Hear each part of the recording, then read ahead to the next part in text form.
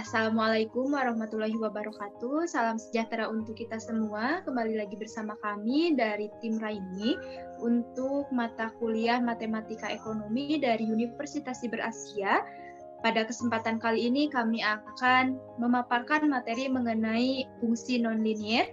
Saya tidak sendiri karena pada kesempatan kali ini saya bersama tim saya, yaitu ada Kak Devi Aisyah Putri, ada Kak Karmilia, ada Kak Larissa Doritna Detan, ada Kak Rati, ada Kak Sri Mulyani Purnama, ada saya sendiri Perasri Handayani, dan ada Kak Julfikar. Ada 3 sub utama yang akan kami bahas pada kesempatan ini, yaitu kami akan mulai dari fungsi permintaan, selanjutnya kami akan masuk pada fungsi penawaran, dan diakhiri dengan keseimbangan. Untuk fungsi permintaan akan disampaikan oleh rekan saya. Pada kesempatan kali ini, kami akan menjelaskan mengenai 5 poin penting fungsi permintaan. Yang pertama, kami akan menjelaskan tentang pengertian, hukum, sifat, contoh, serta kurva permintaan. Next. Pengertian dan hukum fungsi permintaan. Fungsi permintaan adalah sebuah fungsi yang memaparkan kuantitas antara barang dan jasa yang diinginkan masing-masing konsumen dengan harga barang atau jasa yang telah ditentukan. Sedangkan hukum permintaan adalah ketika harga suatu barang naik, maka jumlah permintaan akan turun. Hukum permintaan tersebut bersifat berlawanan atau berbanding terbalik, sehingga kemiringan pada kurva permintaan adalah negatif. Adapun ini adalah bentuk dari kurva permintaan. Dari gambar tersebut dapat dijelaskan bahwa miringnya kurva permintaan menunjukkan adanya hukum permintaan dan lurusnya kurva permintaan menunjukkan adanya anggapan ceteris paribus. Untuk lebih mudahnya, hukum permintaan atau demand menyatakan jika harga barang naik maka permintaan akan turun. Sebaliknya, jika harga barang turun maka jumlah barang yang diminta akan naik. Adapun bentuk fungsi permintaan ini rumusnya yaitu P sama dengan A dikurang BQ dan Q sama dengan A dikurang BP. Adapun P di sini yaitu harga barang atau price, Q yaitu jumlah barang yang diminta atau quantity, A yaitu konstanta, dan B yaitu kemiringan gradiasi.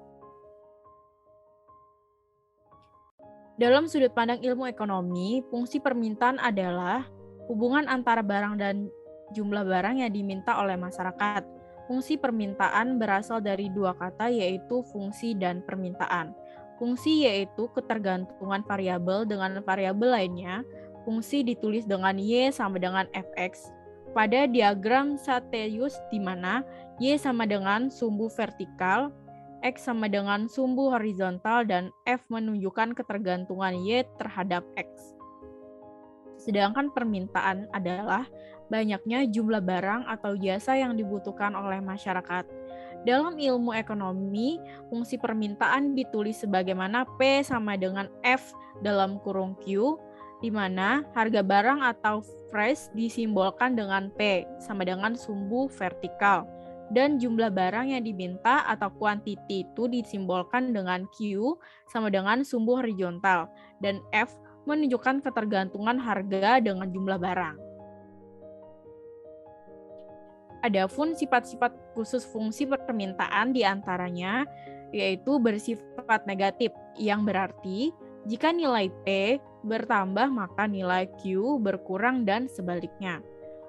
Lalu titik-titik pada fungsi permintaan tidak dapat memiliki nilai negatif dan mungkin bernilai tak terhingga, yang berarti fungsi permintaan selalu terletak pada kuadrat I. Fungsi permintaan dapat juga berbentuk linear ataupun kurva. Lalu fungsi permintaan memiliki fungsi satu-satu, artinya satu titik P hanya untuk satu titik Q atau quantity, dan sebaliknya. Misalkan pada tingkat harga P yaitu Rp200.000, jumlah barangnya atau kuantitinya yang diminta sebanyak 3 buah. Pada tingkat harga Rp150.000, jumlah barang yang diminta naik menjadi 7 buah. Selanjutnya akan disampaikan oleh saudara saya Ratih. Contoh soal dari grafik fungsi permintaan. P sama dengan Q pangkat 2 dikurang 11Q ditambah 30. Penyelesaiannya adalah memotong sumbu P jika Q sama dengan 0. P sama dengan 0 dikurang 11 dikali 0 ditambah 30 sama dengan 30. Koordinatnya adalah 0,30. Memotong sumbu Q jika P sama dengan 0. 0 sama dengan Q pangkat 2 dikurang 11Q ditambah 30. Dalam kurung Q min 6 ditutup kurung, lalu dalam kurung lagi Q min 5 sama dengan 0. Jadi Q1-nya sama dengan 6 dan Q2 sama dengan 5. Jadi koordinatnya 6,0 dan 5,0. Selanjutnya, titik ekstrim parabola.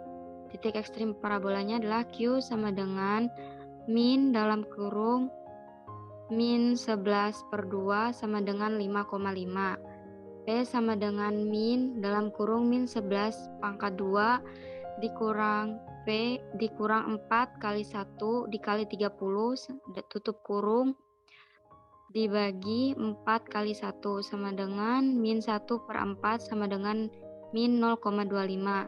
Jadi koordinatnya 5 dalam kurung 5,5 titik koma min 0,25. Jadi bisa dilihat di samping adalah gambar grafik fungsi permintaan dari P sama dengan Q pangkat 2 dikurang 11Q ditambah 30. Next. Selanjutnya fungsi penawaran atau supply function. Pada subbab ini kita akan membahas mengenai beberapa poin seperti pengertian, ciri-ciri, kurva, dan contoh soalnya. Oke, yang pertama yaitu kita akan membahas terlebih dahulu mengenai pengertian hukum penawaran.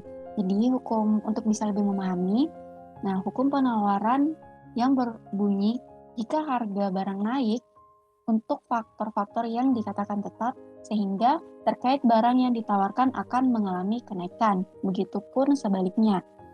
Kalau harga barang mengalami penurunan, berarti jumlah barang yang ditawarkan juga ikut turun. Penggunaan fungsi penawaran ini berfungsi atau ditujukan oleh untuk seorang produsen agar bisa menganalisis kemungkinan-kemungkinan banyaknya barang yang ingin diproduksi.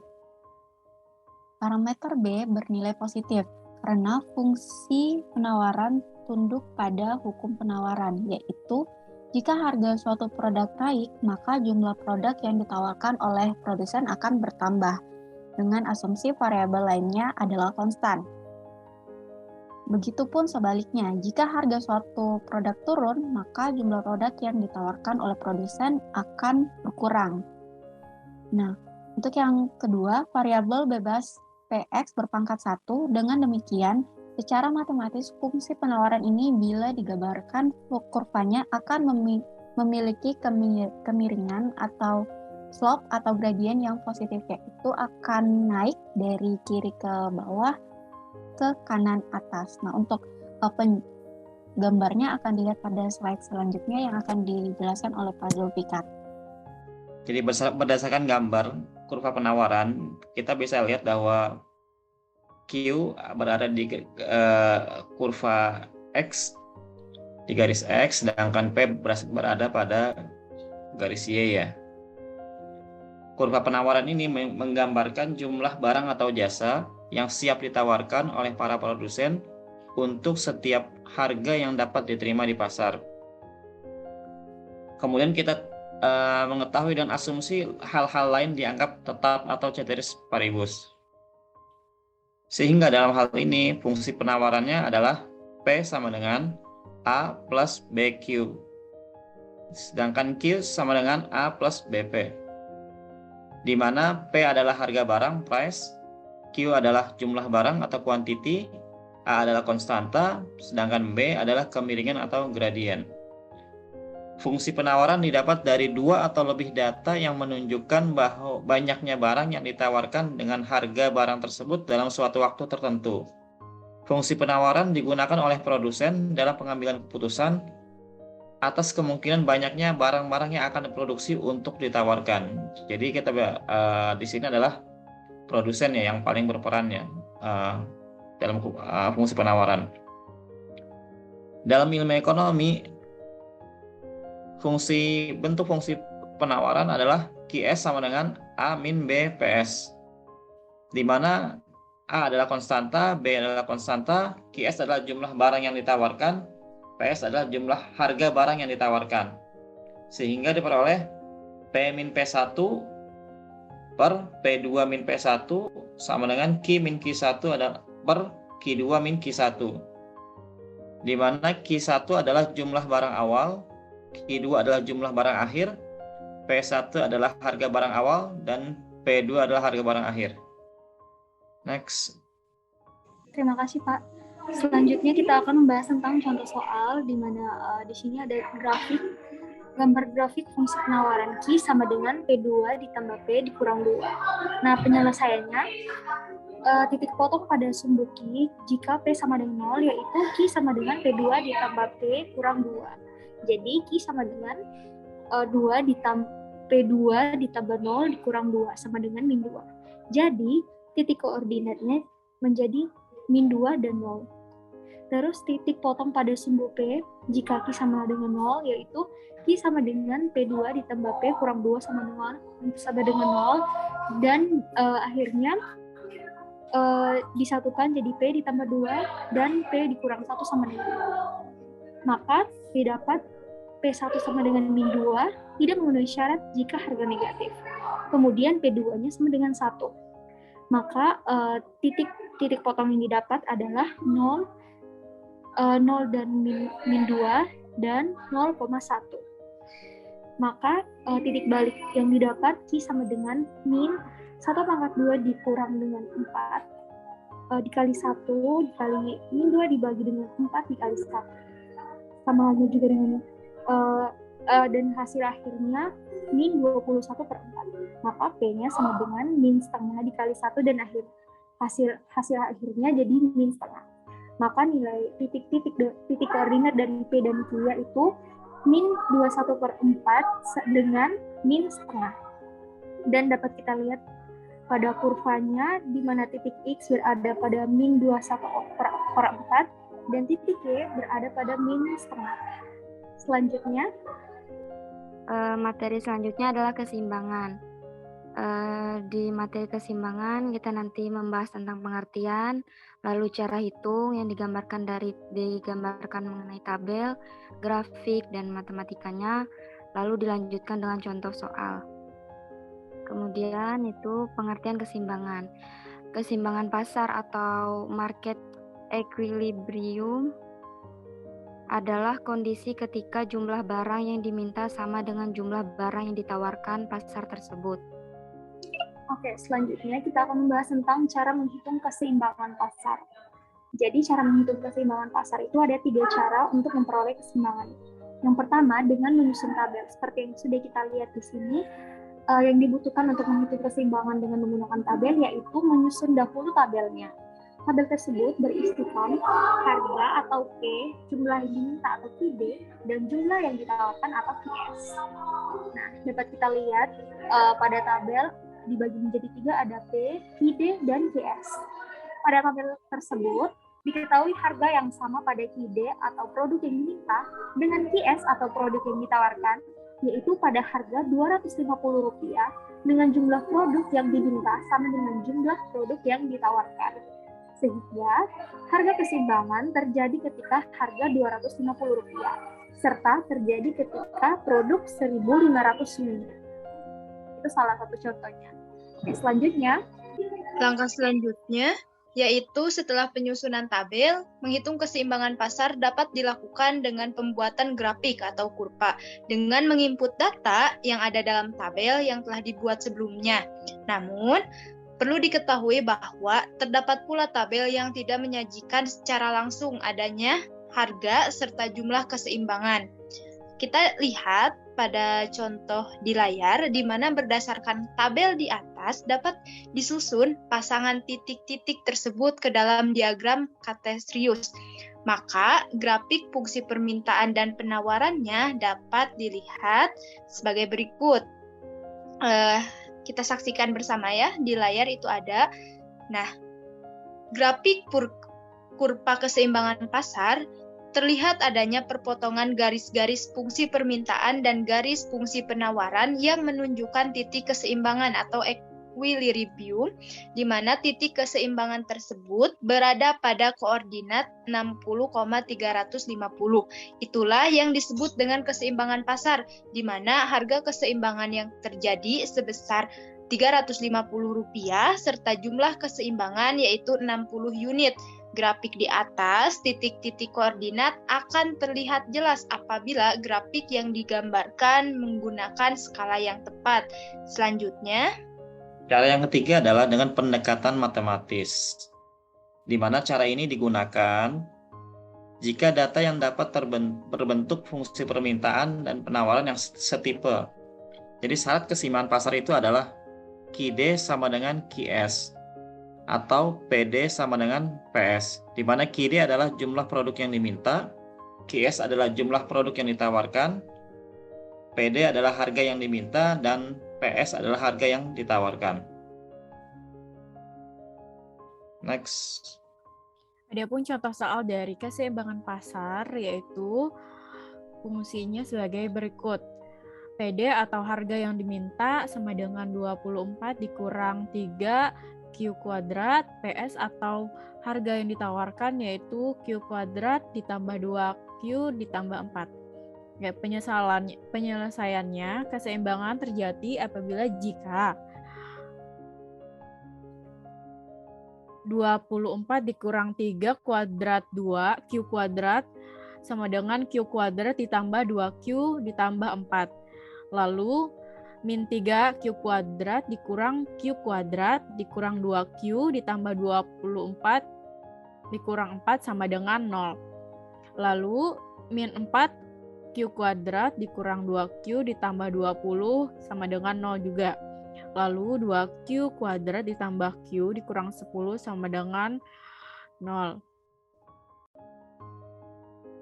Adapun di sini Q1 2-nya sama dengan min 1 ditambah kuadrat 12 dikurang 1 kurang lebih kuadrat 1 12 sama dengan dikurang 4,4.2.1 per 10 dibagi 2.2 hasilnya yaitu 2.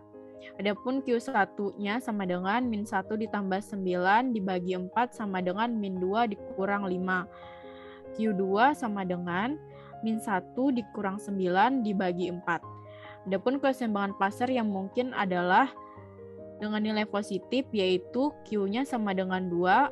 Untuk Q sama dengan 2 maka P menjadi P sama dengan 24 dikurang 3 dalam kurung 2 kuadrat sama dengan 24 dikurang 12 sama dengan 12. Jadi keseimbangan pasarnya adalah E dalam kurung 2,12. Untuk selanjutnya, melanjutkan dari contoh soal yang tadi di mana diketahui PD atau fungsi harga penawarannya adalah 24 kurang 3Q kuadrat. Untuk penyelesaiannya, jika Q sama dengan 0, maka P sama dengan 24. Jadi titiknya adalah 0,24. Nah, dibalik jika P-nya yang sama dengan 0, maka 24 kurang 3Q kuadrat sama dengan 0. Min 3Q kuadratnya dipindah ruaskan jadi berubah menjadi positif, sehingga 24 sama dengan 3Q kuadrat. Kemudian untuk mendapat Q kuadratnya yaitu 24 dibagi 3, sehingga hasilnya adalah 8. Untuk mendapatkan Q yaitu 8 dikuadratkan. Nah, 8 diakarkan. Nah, akar dari 8 yaitu 2,8 dan min 2,8. Sehingga titik koordinatnya menjadi 2,8 dan min 2,8 titik koma 0. Nah, selanjutnya kita mencari titik ekstrim parabolanya. Untuk mencari titik ekstrim parabola bisa digunakan rumus min, untuk sisi X-nya bisa digunakan rumus min B per 2A, dan untuk sisi Y-nya bisa digunakan rumus min D atau determinan per 4A. Nah, tinggal dimasukkan angkanya. Untuk Q sama dengan min 0 per 2 dikali min 3 sama dengan 0. Dan untuk P sama dengan min 0 kurang 4 dikali min 3 kali 24 per 4 dikali min 3 sama dengan min 288 dibagi min 12 sama dengan 24. Sehingga titik ekstrimnya adalah 0,24. Nah, untuk fungsi selanjutnya, untuk fungsi penawarannya, yaitu PS sama dengan Q kuadrat tambah 2Q tambah 4. Jika Q sama dengan 0, maka P sama dengan 4. Jadi titiknya yaitu 0,4. Nah, jika P sama dengan 0, dibalik P-nya sama dengan 0, maka Q tidak teridentifikasi atau parabola menggantung, sama dengan tidak menyentuh sumbu Q.